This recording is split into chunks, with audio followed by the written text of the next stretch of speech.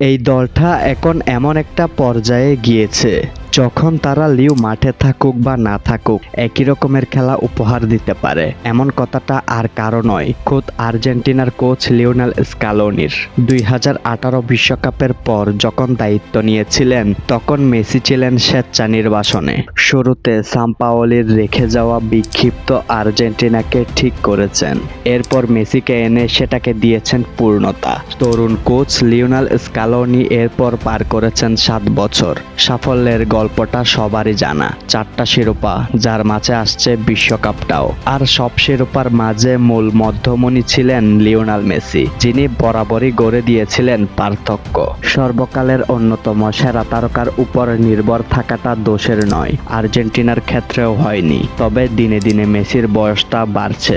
বলতে গেলে ক্যারিয়ারের একেবারেই গোধূলি বেলায় চলে এসেছেন লিওনেল মেসি। কদিন আগে চিলির বিপক্ষে মাঠে নেমেছিলেন, সেটাও 7 মাস পর।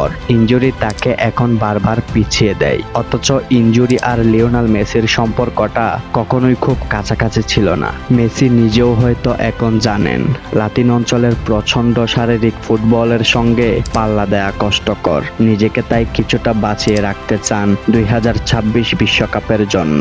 আর সেই বাস্তবতা মেনে কোচ লিওনেল স্কালোনিও তৈরি করছেন আগামীর আর্জেন্টিনাকে। সেই মিশন অনেকটাই যে সফল তার প্রমাণ সর্বশেষ 2টি ম্যাচ। মেসিকে ছাড়াই চিলির বিপক্ষে এসেছে জয়, আবার মেসিকে বদলি করার পর 10 জনের আর্জেন্টিনা কলম্বিয়ার বিপক্ষে ম্যাচ শেষ করেছে সমতায়। দলের সেই অবস্থাটাকেই লিওনেল স্কালোনি তুলে ধরলেন আর্জেন্টাইন গণমাধ্যমের সামনে। জানালেন তার শিষ্যরা তৈরি যে কোনো প্রয়োজনে মেসিকে ছাড়া মাঠে নামার জন্য।